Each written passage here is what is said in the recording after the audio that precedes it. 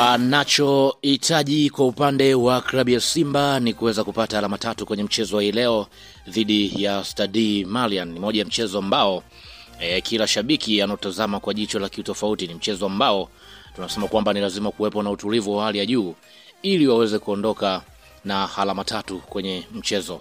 Sasa tayari kwa upande wa mwalimu Pantev ameshatangaza kikosi ambacho kitakwenda kuanza kwenye mchezo wa leo. Na mimi tayari ninacho hapa, lakini kabla sijakwenda kwa kutazamia kikosi cha Simba kinachoanza dhidi ya Stade Malien, nikukumbushe tu hii hapa ni Swahili Media. Kama bado hujaweza kusubscribe, basi nikuombe subscribe ili tuwe pamoja siku zote. Mimi naitwa Chicharito, karibu tuweze kuangazia kikosi kwa upande wa klabu ya Simba. Kwa upande wa Simba, kikosi chao ambacho kinaanza kwenye mchezo leo dhidi ya Stade Malien, kwa upande wa golini yupo Yakubu Suleiman. Kwa upande wa Yakubu tunafahamu ni kipa anajulikana kwa reflex kali, lakini pia kusoma mchezo, lakini pia kuokoa mipira ya karibu zaidi. Kwa upande wa kocha atakuwa akimtumia zaidi kama kipa kuanzisha mashambulizi kwa pasi fupi fupi ili kuwatoa mabeki kwenda juu kwa utaratibu zaidi. Lakini pia kwenye upande wa beki ya pembeni kulia yupo Shomari Kapombe. Nahodha ndani ya klabu ya Simba, Kapombe atacheza nafasi hiyo. Mara zote tumekuwa tunafahamu namna ambavyo amekuwa anacheza. Yeye atakuwa na nguvu zaidi ya kupenya zaidi kuelekea mbele kwa ajili ya kushambulia, lakini pia na kutoa cross. Ndiye mchezaji ambaye atakuwa anategemewa zaidi kwenye upande wa kulia, lakini pia kupandisha timu kwa kasi. Lakini pia tunafahamu ni beki ambaye ana uzoefu mkubwa kwenye mechi hizi za CAF. Lakini pia kwenye upande wa beki ya pembeni kushoto yupo Anthony Mligo.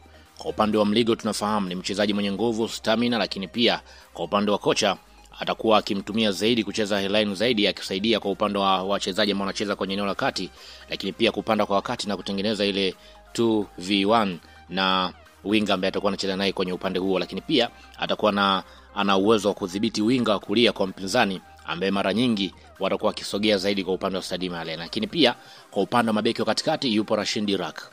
Rashid tunafahamu ni mlinzi wa kiwango cha juu mwenye uwezo wa kusoma hatari mapema.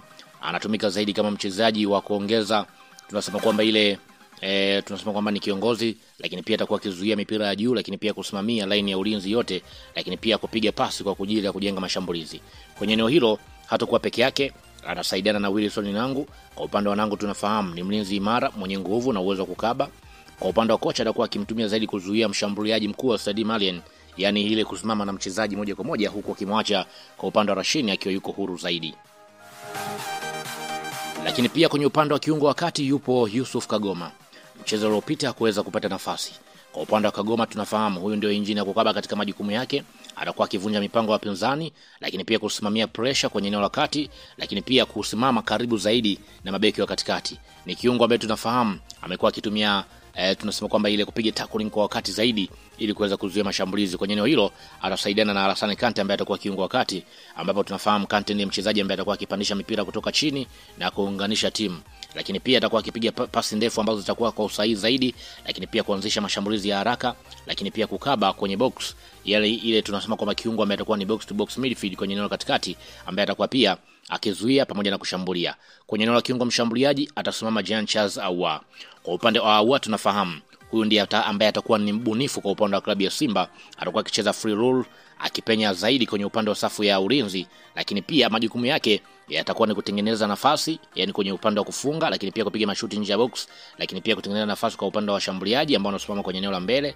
Lakini pia tunafahamu ni mchezaji hatari zaidi kwenye mipira iliyokufa, kwa hiyo mwalimu atakuwa akimtumia zaidi kwenye eneo hilo, kwa sababu atakuwa anatumia counter attack ambayo huenda zikawa zinapatikana foul ambazo Jean Charles Ahoua atakuwa akizitumia. Kwenye upande wa kulia yuko Morris Abraham, yani winga wa kulia. Ni mchezaji ambaye tunafahamu dribble zake ni nzuri, lakini pia na uwezo wa kupiga pasi za uhakika. Kwa upande wa Simba watakuwa akimtumia kuvunja ukuta mgumu wa Malien, yani 1v1.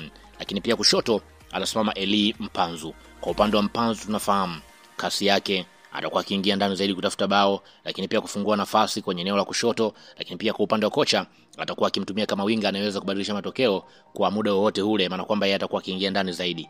Jonathan Soa ndiye ambaye atakuwa mshambuliaji wa mwisho. Kwa upande wa Soa ndiye ambaye yeye tunasema kwamba atakuwa anafanya pressing kwa mabeki wa Malien, lakini pia kukaa katikati, yani mabeki wawili kukaa nao karibu zaidi kwa ajili ya kuachia viungo ili waingie ndani zaidi. Kama beki akitoka, basi yeye atakuwa na nafasi nzuri zaidi ya kuweza